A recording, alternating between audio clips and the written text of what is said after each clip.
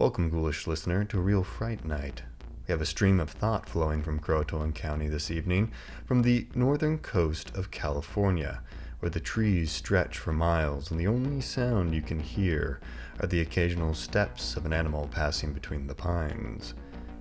See, here in Croatoan County, a whole lot of weirdness happens in some of my favorite hiking haunts, and one of my favorites was also frequented by a Croatoan Radio listener. So, listen well, because you may find yourself in a similar situation, should you be so unfortunate as to find yourself at the behest of the strange and the metaphysical. John always thought himself an adventurer who could get into enough trouble that, with the proper exit strategy, the consequences would be nil, or at most, barely dangerous. He had been exploring the back country of Redding his whole life, crossing farmers' properties to access old fire roads, once logging trails for the early frontier. 5'5", he wasn't a tall man by any means, but the hardiness of American-manufactured staples for which he ate nearly his whole life, supplemented by the heat-stroke-inducing days of laborious farm work under the constant gaze of the snow-packed mountains, that ancient example of a seismological forge, reminded him daily that he was in the presence of awe-inspiring nature, and nature wouldn't hesitate to extract or freeze his sweat if he ever let entropy slow his efforts, or if he ever stopped taking on carbs. Not that his parents would ever let that happen, being both stock of the pioneer blood that tamed their square of wilderness, staking humanity's claim against the beasts that once roamed all too often near their civilizational incubation. John's parents loved him, but they were tough people. They drank recreationally, but never got sloppy, never lost control. His mother had farm chores in the morning, started a show or church group in the afternoon, and had dinner on the table by 6 p.m. every night. His father's primary source of work, other than the occasional odd job, was selling farm-raised fish. They were responsible adults. They loved each other and their son. That all changed one night 3 weeks ago. John's father had the day off, so he drove out to his favorite river, ready to bring home some rainbow trout. Even to relax, their reality depended on him, using his hands to maintain their world, to put food on the table. Yet, when he walked through the front door, much later than he usually would have, after the missus tried calling him several times from her nervous pacing round the dining room table, he stood, soaking. There was no rain out tonight, no cluster of wriggling fish in a cooler. He stood there, dripping wet, but his eyes opened in a blank stare, jaw and one hand clenched. "Where had you been, Dave? I called you. We've been worried sick." John's mother, Heidi, walked up to Dave with unease, rubbing his arms to stimulate a reaction, as though her touch would banish the psychological forces gripping him. Her touch did cause him to shift just away from her, to push past her hurried, inquiring words. He walked to the kitchen liquor cabinet where he gulped down an entire bottle of spiced rum. Except for some involuntary watering of the eyes, his expression of blank intensity continued. The 80-proof alcohol drained until the bottle was dropped, and he shuffled back to the family room where he plopped himself on the lazy boy and turned on the TV. There, still soaked, he stared into the flat screen as a 60-something-year-old woman explained why tea towels were such an important part of Western suffrage efforts. John observed all of this from the family room couch. "Dave, please talk to me." The 55-year-old man, who had never said an unkind word towards his wife, not any woman for that matter, despondently looked up and, without a stutter, uttered the most vile, denigrating string of curses woven in such non-committed casualness, like a statement of fact, that John had ever heard, ending with, "Why can't you leave me alone? Can't you see I'm relaxing?" His saintly mother, who had never done any wrong, eyes welled with tears, mouth open in shock, barely covered with her hands as to prevent her soul from leaving her body, shook her head and stormed out of the room. Dave's head turned back to the doily documentary, saying in a matter-of-fact voice, "I'm sorry you had to hear that, John. I didn't mean it. It was just the only way she was going to leave this room without me." His voice trailed off. The corners of his eyes creased. Hands began to shake.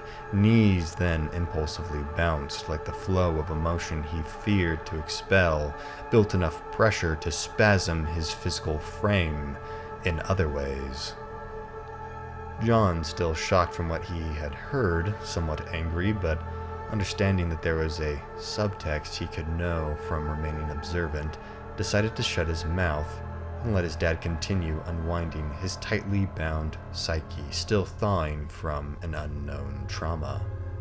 Then came what John thought would be the most terrifying thing he saw. Globules of saliva webbing spittle expelled from his father's whiplash-inducing cry, first arced towards the ceiling, head spasming back and forth before curling between his legs, hands clenched around his head, nails clawing through his hair. He continued to scream in rage before he launched upwards and ran to the door, where he punched bloody fist dents into the 100-year-old oak. John slunk away from the display so foreign to his existence, now permanently altering the trajectory of his subconscious, motivating his receptors with 1,000 questions, altering his life. The first question of which was, is my father going to kill me and my mother? Dave spun around, facing John, who was now in the corner of the family room, right hand hovering near a 5-pound table lamp. "That damn snow melt showed me something, boy. Pretending to be something, a someone split through the glacier on the mountain. Walked out like it pulled curtains aside, then walked straight up to me while I stood in the river. It should have been thousands of feet tall, and yet it walked up to me in seconds. No taller than your mother." He stood, fists clenched to the point of knuckles popping from their sockets, his posture imposing, like an ape defending his territory from a phantom haunting his vision. "I can't tell you what it was because I don't remember, boy. I don't remember because it wasn't there. So I ran. I ran for my life, swimming straight into the river. Every time I looked back, it was there. It was looking between the tree bark, looking at me from the clouds, then top of it looking from the water. I swam.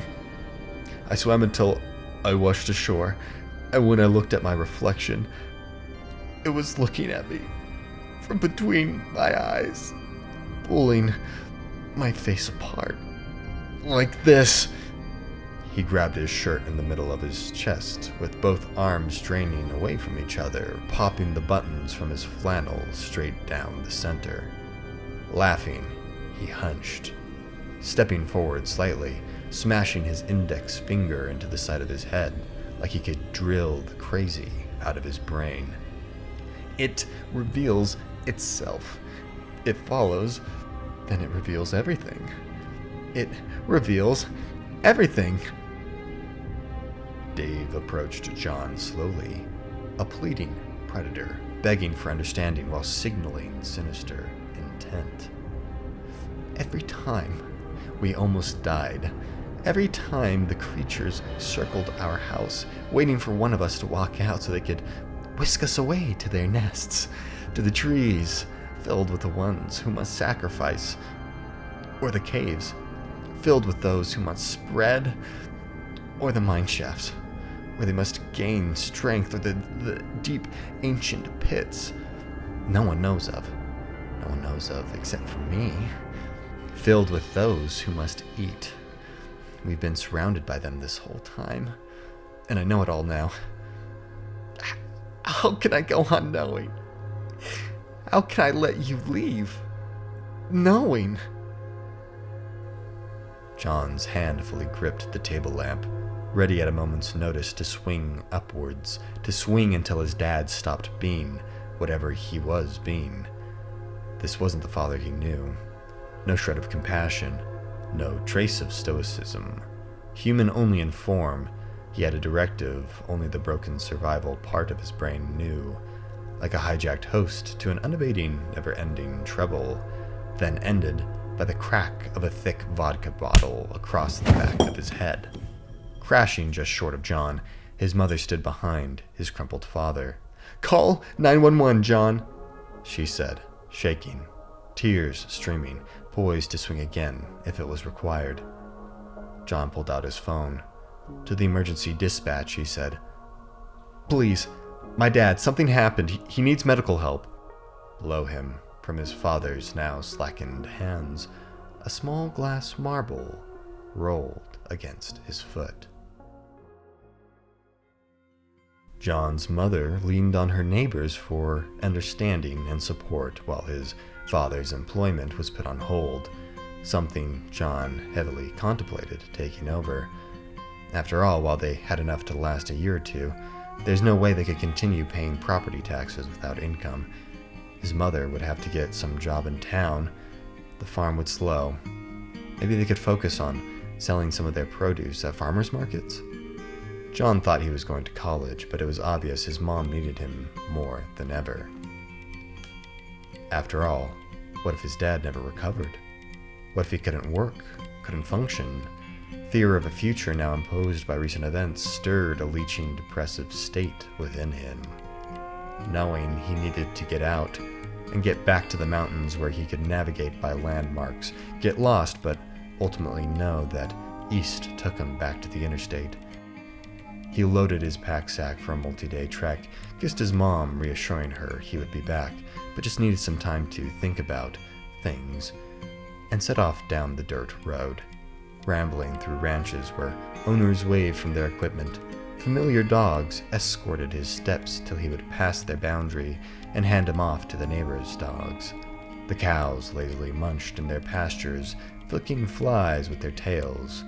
Up and up John hiked. At times he pulled the marble his dad held out of his pocket, rolling it around his palm. It spurred memories, becoming more potent, bringing subsurface probing questions to the forefront of his internal dialogue. How many times had he taken this path? At least 100. One summer, all he did was try to climb every nook, wade into every pond, search behind every waterfall, and still he only touched a fraction of the land in his proverbial backyard. 3 hours into his hike, and his inner thoughts took over. Scenes of that night played over in his head, the way his father stood at the entrance, the bottle of rum he downed, the verbal abuse towards his mother, the sudden mental break, and finally, what he said before Heidi took control of the situation. The glacier, the caves, the pits, the mine shafts, the trees. What did he mean? He saw everything? And of course the reoccurring something pretending to be someone staring from... He stopped, ears perking. He could have sworn he heard some branches rustling, which weren't uncommon. After being outdoors so much, that noise would be like cars passing to a house on a busy road. Background noise not worthy of worry because the weight of pattering steps would be a squirrel. The flap of wings would be a songbird. If heavy enough, possibly some kind of deer. Those branches felt different. They felt off. His heartbeat grew louder, audible blood pulsating through his ears, searching for the source of the shifting branches, which noises continued to grow from every direction. Adrenaline flooded his system, the hair on the back of his neck rising like the feeling in his gut to run back down the trail, back to what he knew. His legs tensed instinctively, but his adept experience overrode his instincts. Speaking to himself and the fear burrowing into his heart, John shouted, "I've walked this path 1,000 times. There's no reason to think this time will be any different." Then why are you yelling? John's blood turned cold. The The static feeling of small pins covered the length of his body, emanating from beneath of his neck across his shoulders, shocking his heartbeat to a feverish pitch. He couldn't go crazy. He wasn't crazy. Someone was here. "Show yourself!" A low chuckle echoed from around him, as though the cedars were the ones laughing. They were laughing. Only prey fear these woods. Only the ones who know the truth. The patterns of the pine directly in front of them shifted, bark bubbling at 10 points, fingers splitting the trunk at the center like the rippling fabric of a theater curtain. Slipping out, a spindly, roughly bipedally shaped creature emerged from the cracks in the patterns. It was close, yet still a distance away. Let me show you the truth. John screamed, falling backwards. Pain shot up his spine, but there's no time to register it. He quickly crawled up to a run, transitioning to a sprint back down the trail, except the trail disappeared, replaced with endless pines, stretching in every direction. He couldn't think about the impossibility of what happened. He just needed to continue running in the direction that sloped down, away from... There it was again. Casually, the something walked between the trees, strolling through empty spaces in John's vision, sometimes closer, sometimes further on the horizon. Like father, like son, humans used to be far more difficult to break. No! Peering from between the branches, its chameleon skin shifted to whatever the pattern was, its only visible distinguishing quality, its one leering eye. Where is your courage? Is it gone with your father's sanity? He needed more speed. He needed to get away. In his disappearing rationality, John dropped his 50-pound bag, one strap catching on his clenched fingertips, popping the marble from his grasp. Blinking, he found himself before a ridge, staring over a lush valley and a shimmering lake, the roar of a waterfall echoing across the valley. He remembered this place. It was one of his favorite spots to sit and reflect, and now he was standing before a couple 100-foot drop. This felt right, felt more real, at least, where he was. Had he been running towards the cliff's edge all along? Where was the something? At this thought, John spun to face behind him, ready to bolt left or right, yet its eye, its shimmering, translucent body, never greeted him. He waited, 5 minutes of soft wind passing through the forest leaves. Though the life of the forest continued as normal, the breath of the dread he felt, the sweat once pouring, now drying in the frigid gusts rolling off the glacier, past him, into the valley, pasting salty shirt layers to his back. Sensing no one other than himself, he began checking the trees around him. After 10 minutes of searching, sitting, and coming to terms and tears with what he had seen, John returned to his hiking pack. As he dragged it away from the ledge, the glint of the clear marble shined between brown pine needles. It was alluring, enticing, special somehow. It needed to be held. So he stooped and picked it up. Staring down at it, the opacity of its center darkened, swirled circularly till something formed. An iris? A dark, red iris? He was at the center of the forest again, endless trees stretching away from him on every side. He was in the center of the forest again, endless trees, utterly alone. You're weak. John spun to meet the something, its eye floating above its transparent frame. He launched himself backwards, pushing through the dead debris. "Get away from me!" You must learn. "Get away from me!" You must learn.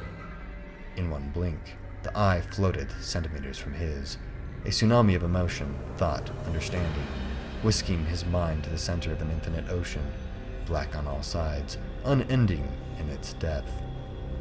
Images flashed at every angle in a surrounding dome. Strange creatures stalking the forest, leaping between rooftops, staring from sewer grates, floating above city intersections, luring children to deep pits, dragging spelunkers to cavernous dungeons. The creature's words boomed. Your existence is small, the danger omnipresent. Why cling to rationality?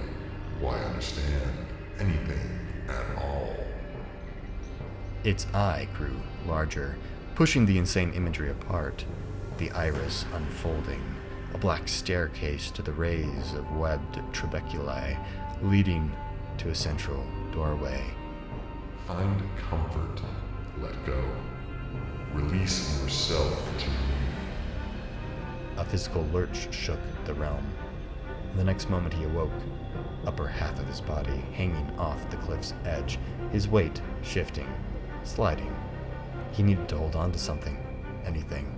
As the rest of his body slid, he lashed himself to the edge, digging his nails deep into knotted roots. There he hung, the valley open below him. Sharp tree tops, granite rocks, eagerly awaiting his arrival. He repetitively grasped outwards, his weight dragging him downwards. Yet he still found enough purchase in his desperate thrashing to keep himself at chest level. The marble lay in front of him, safely nestled. From it, an image of his father emerging. Let go, son. You've seen the truth. You know the dangers. Let go. Now. No. What's the point? The point is, I know what you are now. Why you need me to let go. How you feed off my fear. And I think I'll exist, just to spite you.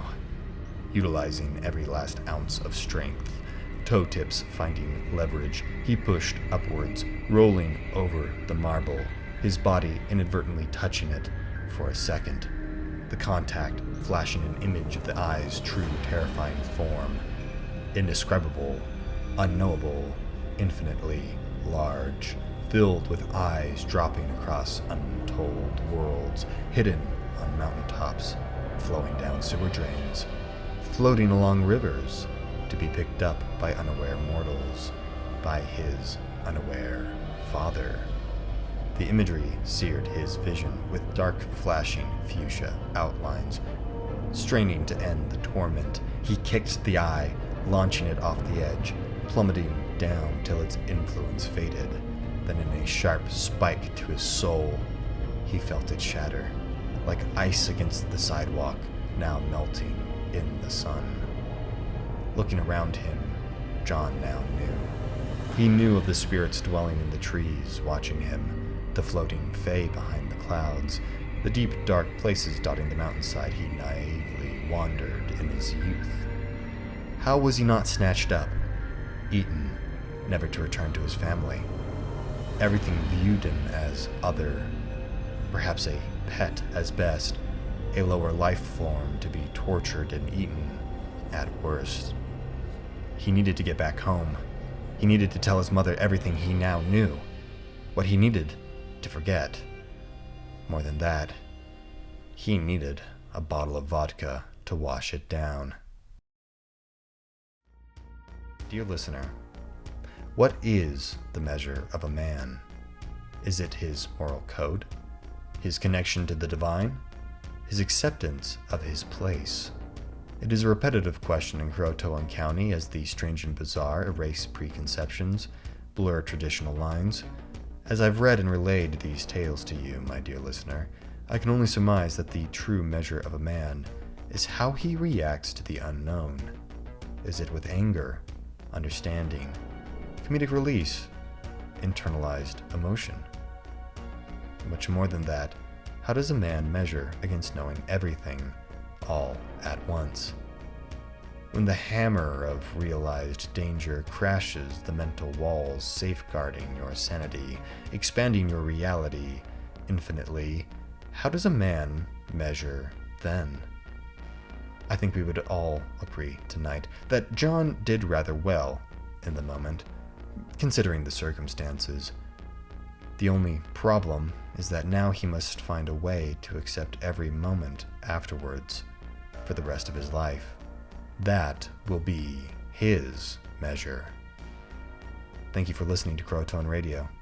If you like the story, please consider liking, sharing, and following for more. Thank you for joining me tonight in the County of Croatoan. I pray for your good health. And to my night shift brothers and sisters, stay safe out there. You never know when your measure will truly be tested.